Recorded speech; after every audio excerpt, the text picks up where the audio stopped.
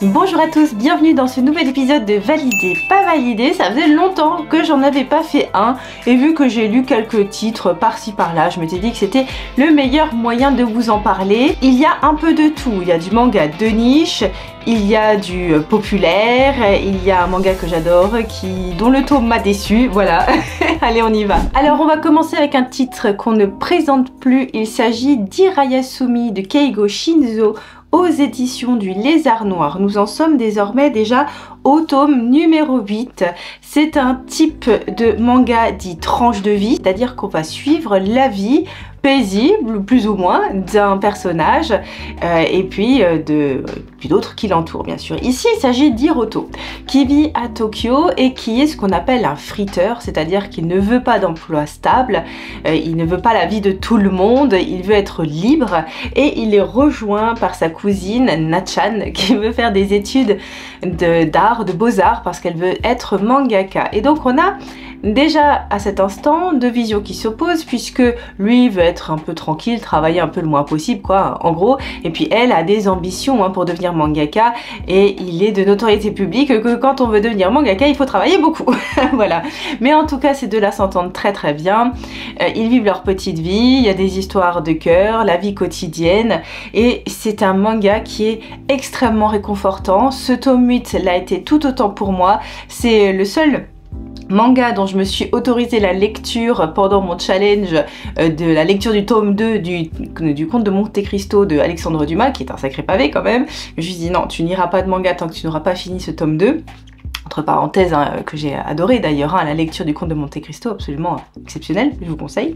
Bref, revenons-en à Irayasumi, donc je l'ai lu d'ailleurs un dimanche après-midi, je l'ai savouré ce tome-là, et aussi bon que les autres, il ne m'a pas déçu du tout. On va suivre un petit trip d'été des étudiants, à nouveau l'agente immobilière qui va pointer son nez, ainsi que le minimaliste. Il y a d'ailleurs une petite avancée dans l'histoire, et c'est ça que j'aime bien, c'est que l'histoire avance quand même, voilà, on n'est pas juste là à regarder leur vie, bon, et les personnages sont très touchants, voilà, chacun a droit à son chapitre. Chacun apporte quelque chose à l'ensemble, et c'est vraiment un manga que je recommande à foison, c'est-à-dire que même pour les personnes qui ne seraient pas adeptes du manga, je pense que ça peut leur faire du bien de lire ça, et c'est une bonne porte d'entrée. Donc Irayasumi ne me déçoit pas. J'ai oui dire que ce serait fini en une dizaine de tomes, pas plus. Je suis très triste et c'est rare que je n'ai pas envie qu'un manga se termine. Et ben celui-ci fait partie de ces heureux élus parce que je l'adore et je vous le conseille. Je valide à 100%. Ensuite, on va passer à Rosetta de Hailey Lin aux éditions Mao. Alors c'est le coffret, il y a le tome 1 et bien entendu, j'ai lu également le tome 2 que nous avons trouvé à Mess Story, qui est la convention Japan Geek dans notre coin. Et donc ce coffret là, donc on s'était acheté parce qu'il y avait des petits goodies, etc. Et puis ce qui nous avait attiré, bien sûr, c'est le bon pitch de la vendeuse, mais aussi le design qu'on trouvait très intéressant, petit air de JoJo's comme ça de prime abord. Et d'ailleurs, si je reste sur le dessin, moi c'est un dessin qui m'a beaucoup plu, parce que c'est vrai que de loin, si vous voulez, ça ressemble à du JoJo's Bizarre Adventure, donc un peu old school, mais quand vous regardez de plus près, le dessin est quand même très moderne, et dans le trait notamment des personnages, vous avez quand même beaucoup de caractéristiques de Chainsaw Man, de Jujutsu Kaisen, bref, des traits comme ça qui sont très modernes, et j'ai beaucoup apprécié ce trait là. Et d'ailleurs j'allais dire que c'est vraiment le gros point positif de ce manga, c'est son univers graphique, parce que là vous êtes vraiment dans une expérience graphique, vous n'êtes pas dans un manga classique, parce que vous avez déjà aperçu avec l'image que j'avais mis à l'écran, qui était assez colorée pour partie, avec du jaune, avec du orange, avec du violet. Par touche comme ça, certaines cases ou certains personnages ou certains objets sont mis en valeur par la couleur dans ce manga, et c'est très agréable. Vous vivez une expérience artistique quand vous prenez ce manga dans les mains. C'est un bel objet d'ailleurs, c'est un plus grand format que les mangas classiques, et c'est très agréable. Et j'allais dire que malheureusement le point positif s'arrête là pour moi, et donc j'allais dire à mon grand désarroi, pour moi c'est vraiment le seul point positif parce que l'histoire je l'ai pas trouvée exceptionnelle, quand bien même l'idée de base était très sympa. L'idée de base est la suivante, c'est que vous avez une jeune femme qui, lorsqu'elle touche les objets, est capable de voir tout leur historique, et donc elle travaille pour une antiquaire qui lui demande régulièrement de toucher les objets pour en comprendre la saveur, j'allais dire, et donc elle est capable de revoir tout ce qui s'est passé, et on va suivre plusieurs séquences plutôt touchante, plutôt émouvante de la vie de ces objets, parce que ces objets ont appartenu à des personnes bien entendu, et donc on va voir la vie de ces personnes. Au départ ce sont des chapitres assez courts quand même, en tout cas des histoires de vie assez courtes, et dans le tome numéro 2 vous avez tout le tome qui est consacré à une seule histoire. Malheureusement, bon, c'est vrai que c'était touchant, mais pas plus que ça. C'était cousu de fil blanc, on voyait très bien où ça allait en venir, et bon, l'histoire était un petit peu survolée, voilà, ça manquait un peu de profondeur, j'ai pas trouvé ça extraordinaire. Malgré tout, ça reste une expérience très intéressante de lire Rosetta, la soliste du temps et un festin de cendres, voilà comment sont nommés chacun des tomes. Donc pour l'expérience, je vous recommande quand même Rosetta, mais l'histoire pêche un petit peu à mon sens. Voilà, espérons que le prochain soit mieux. En tout cas, il y a vraiment du talent. Je valide, mais c'était limite. On va continuer avec un autre tome que j'ai trouvé chez Mestory, et toujours d'ailleurs aux éditions Mao, c'est Volatile en péril. Alors, c'est un one-shot qui nous parle des oiseaux qui sont en péril, hein, c'est-à-dire qui ont subi des dommages, et on va voir comment une association spécialisée à Taipei s'occupe de ces oiseaux blessés, et plus particulièrement bien sûr ces bénévoles. On va suivre plusieurs bénévoles, voir leur aventure ou en tout cas leur bénévolat avec un ou plusieurs oiseaux, et c'était très sympa. Très original dans le concept, très touchant aussi, on apprend plein de choses sur le milieu naturel, sur les oiseaux. Moi j'aime beaucoup les animaux, et puis je suis toujours contente d'en apprendre davantage. Alors parfois vous avez vraiment une morale un peu placardée, hein. Ah là là, oui, il faut pas faire comme ça, ne faites pas comme ça. Mais bon, voilà, de temps en temps il en faut, je dis pas le contraire. Donc j'ai pas dit, mais l'autrice et dessin c'est Lon Lon, et j'ai beaucoup aimé les dessins, j'ai aimé les histoires touchantes, j'ai aimé aussi le fait que les fins ne sont pas forcément des happy endings, parce que oui, malheureusement, la vie, y compris animale, ça fait parfois, on fait plein d'efforts pour malheureusement sans obtenir le résultat qui est une vie heureuse de la bête qui peut repartir dans son milieu naturel. Et j'ai bien aimé ça aussi, parce que oui, c'est pas toujours rose. Et justement, ça donne encore plus d'affection pour tous ces bénévoles qui travaillent, mais vraiment de manière acharnée pour ces oiseaux, et qui parfois ne se voient pas récompensés par le bonheur de voir l'animal repartir en bonne santé. Et donc la première histoire, c'est une jeune femme, une bénévole, qui carrément ramène chez elle des oiseaux, et je vous dis pas l'oiseau, c'est un albatros, hein, dans le truc, c'est vraiment énorme. On a même deux à un moment donné. Elle les soigne, elle les nourrit, elle nettoie bien entendu les catastrophes, elle vérifie qu'ils vont bien, et évidemment tout ce qu'elle veut, c'est qu'ils repartent en bonne santé.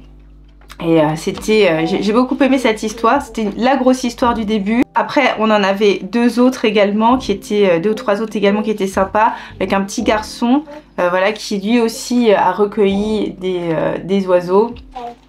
On a été plus clément, hein, sur l'histoire de ce petit garçon. Et encore deux autres, bref. Et puis on comprend aussi, si vous entendez un petit bruit, c'est ma fille, je suis désolée, elle est à côté de moi. Et donc vous comprenez parfois le désarroi de certains qui sont anéantis, hein, par le sort réservé à certains oiseaux dont ils se sont occupés. Et bref, c'était touchant, c'était pédagogique, et j'ai bien aimé, j'ai vraiment bien aimé, j'ai passé un super moment. En plus ça prend du temps à lire parce que vous apprenez plein de choses. Vous avez même des petites interviews des personnages desquels ont été imaginés, hein, ceux qu'on nous présente dans le manga, donc très bien, moi je vous le conseille. Donc c'est complètement validé. Ensuite on va passer à du plus large public, disons. J'ai lu Kindergarten Wars, le tome numéro 8 de Yu Shiba chez Kiyun Seinen. Alors, dans Kindergarten Wars, on suit une école maternelle dans laquelle des enfants sont présents et sont surveillés par des adultes qui ont un passif assez lourd puisque c'était des anciens tueurs et ils se reconvertissent dans la garde d'enfants pour obtenir la liberté. Donc évidemment, ils sont attaqués de toutes parts et on voit l'étendue des compétences de tous ces maîtresses et de tous ces maîtres et c'est très amusant et surtout il y a beaucoup d'actions. Et puis bien sûr les personnages principaux qui me font toujours autant rire avec un design très kawaii par moment qui vient contrebalancer des scènes un peu plus dark. Hein. Donc j'aime bien cette ambiance où on a du mignon et puis tout d'un coup voilà, les choses sérieuses commencent et puis une fois que c'est fini ça y est on est à nouveau tout rigolo, tout mignon pour les enfants. Et bref c'est très sympa à suivre avec une petite romance en fond qui est pas vraiment des romances. Enfin je trouve vraiment que ces histoires de relations entre les personnages sont vraiment très réussies parce que vous avez le personnage principal qui cherche un beau gosse, un homme, et il y en a un autre qui est là, un autre bête qui est là, mais c'est un escroc alors elle ne le croit pas. Bref, je trouve vraiment tous ces quiproquos très drôles.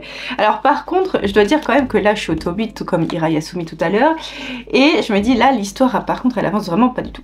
C'est-à-dire qu'on comprend qu'il y a une petite fille qui a quelque chose de spécial mais c'est tout. Mais ça on l'avait déjà compris, il y a 4 tomes. Donc par contre j'espère quand même, parce que là je sens une pointe de lassitude apparaître, donc j'espère vraiment de tout cœur que lors des prochains tomes on va avancer davantage dans l'histoire, parce que là 8 tomes c'est quand même beaucoup. Alors moi je veux bien, au début c'est rigolo et tout, la blague fonctionne bien, mais les blagues les plus courtes sont les meilleures, et donc il faut vraiment que ça avance là, parce que sinon ça va un petit peu m'embêter. Après je le prends comme ça vient, voilà, c'est du... c'est de la bagarre, c'est du comique, puis voilà vous avez des fois des enchaînements de double pages comme ça assez drôles et j'aime, voilà je trouvais que c'était étonnant et très rafraîchissant, on voit pas ça régulièrement, c'était une bonne idée. Donc Kindergarten Wars, oui je valide parce que j'aime bien. Mais par contre, effectivement, c'est vraiment pas du tout un manga que vous devez, ou que je conseille de lire comme ça d'une traite, les 8 tomes d'un coup, non parce que vous ratez rien à l'intrigue puisqu'elle est quasiment inexistante. Et c'était ce que je reprochais déjà à d'autres mangas que j'ai revendus, de type Spikes Family, bref, il y en avait d'autres encore, mais là c'est vrai que je me dis mince, on sait toujours pas ce qui se passe, on sait qu'il y a des méchants, on sait qu'il y a une organisation, on sait qu'il y a quelque chose à l'intérieur de l'école aussi qui se passe, mais 8 tomes, on sait toujours pas quoi. Bon, ok, on les voit toujours se bagarrer, faire une soirée pizza et puis s'occuper des enfants de manière rigolote. Mais voilà, c'est tout. Et bon, moi j'aimerais bien quand même que ça avance un petit peu. Néanmoins, je me suis amusée avec cette petite pointe de lassitude dont je vous parlais tout à l'heure. Donc je voulais quand même le mentionner. Espérons que ça avance un peu parce que là ça commence à faire lourd. Et enfin parlons de ma déception malheureusement. J'ai lu le tome 17 de City Hunter de Tsukasa Osho chez Panini Manga. Donc c'est le dernier tome qui complète cette réédition de ce manga culte qui est City Hunter. Hein, connu pour la plupart des Français sous le nom de Nicky Larson, bien sûr, héros de dessin animé de notre enfance. Et donc ce tome 17, ce n'est pas l'histoire, hein, parce que l'histoire s'est terminée au tome 16, mais ce sont des planches complémentaires, des très beaux dessins qu'on pouvait voir d'ailleurs dans les autres tomes, puisque la plupart de ces dessins sont les jaquettes et les couvertures des tomes précédents. Donc bon, c'est pas de l'inédit inédit, hein, mais bon, vous les retrouvez ici compilés là. Vous avez différentes mises en scène de Ryo Saeba, de sa collègue et d'autres intervenants encore qui sont proposés. Donc vous avez une grosse partie, hein, voilà, j'allais dire, oui, même moi, les 2/3, hein, disons, de ce tome-là qui sont consacrés à ces planches qui sont très agréables à regarder, hein. Donc moi j'ai bien aimé, j'ai trouvé que c'était plutôt sympa à feuilleter. Néanmoins, Juste après, vous avez des petites histoires. Et en fait, ces histoires, alors j'ai beaucoup aimé la première parce que c'était un peu le tout début, ou en tout cas l'idée de base de City Hunter. Et ça m'a permis de voir un peu les modifications qui ont été faites par la suite par l'auteur Tsukasa Ojo. Parce que notamment dans la personnalité de Laura qui n'était pas du tout la même, qui avait peur, qui pleurnichait, etc. Je me suis dit, oulala, heureusement qu'ils ont changé ça. Parce que ça change totalement la dynamique de City Hunter. Et c'était une bonne chose. Et aussi le look de Ryo Saiba qui n'était pas tout à fait le même. Donc, voilà, ça m'a permis de voir un peu de l'idée de base vers quoi on est parti avec City Hunter. Et ça, j'ai trouvé vraiment très bien cette première histoire. Par contre, et d'ailleurs, c'est une histoire qu'on retrouve aussi, enfin, en tout cas... je l'ai déjà vu cette histoire-là ailleurs dans City Hunter, donc à mon avis on a repris cette idée. Par contre, les autres histoires, je suis certaine de l'avoir vue ailleurs. Et donc faut que je vérifie parce que j'ai pas vérifié. Dans les histoires courtes de Tsukasa Ojo que j'ai acheté, alors vous voyez, j'ai légèrement l'impression de me faire avoir parce que j'ai l'impression d'avoir déjà lu. Alors je me trompe peut-être ou je l'ai lu ailleurs, mais je suis quasiment sûre, non. Je suis quasiment sûre que je l'ai... Ah si, bah non. Et même la première histoire, hein, vous la retrouvez dans les histoires courtes. Voilà, je suis en train de m'en rendre compte. Donc oui, vous retrouvez ces histoires dans les histoires courtes de Tsukasa Ojo. Donc du coup, j'ai vraiment un tome qui fait doublon. Et d'ailleurs, tout à la fin, vous avez une histoire de Katsai. Je me suis dit, mais qu'est-ce que ça vient faire là? Je vois pas trop le rapport. Enfin, autant que ça allait dans Katsai, quoi. Je veux dire, pourquoi est-ce qu'ils m'ont mis ça dans City Hunter? Donc ouais, ça fait doublon en fait avec les histoires courtes et je suis très déçue parce que je me suis dit bah là du coup j'ai quand même lâché 17 balles, hein, c'est pas rien pour un manga alors que bah, j'avais déjà tout quoi. Et bon, ça m'a un petit peu déçue, ça m'a un peu frustrée. Je me suis dit à quoi bon faire des histoires courtes si c'est pour me remettre la même chose qu'il y a dans City Hunter, voilà, ou inversement. Bon.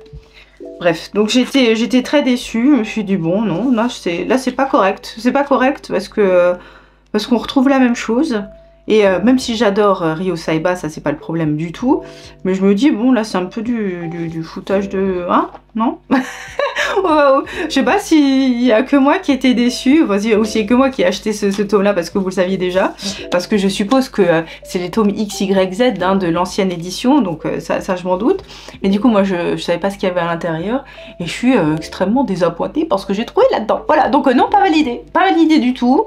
Non, pas validé. 17 €, ça les valait pas. Surtout que j'avais déjà les histoires courtes, donc non, voilà. Et pourtant c'est mon chouchou, hein, City Hunter. Vous savez à quel point j'aime ce manga, mais ça je peux pas. Non, je peux pas. Et voilà pour mes impressions pour ce validé pas validé. J'espère que ça vous a donné des indications hein, si l'un ou l'autre de ces mangas vous intéresse. N'hésitez pas à me dire en commentaire lequel vous avez le plus envie de lire. Merci à tous pour votre fidélité, pour vos abonnements. Ça me soutient beaucoup et ça me fait extrêmement plaisir. Et puis je vous laisse avec ma dernière vidéo des nouveautés de ce qui nous attend au mois de juin. Oh ça va, c'est calme pour moi quand même, je dois dire. Je me suis calmée, hein, mais la passion est toujours là. Hein. Allez, à tout de suite.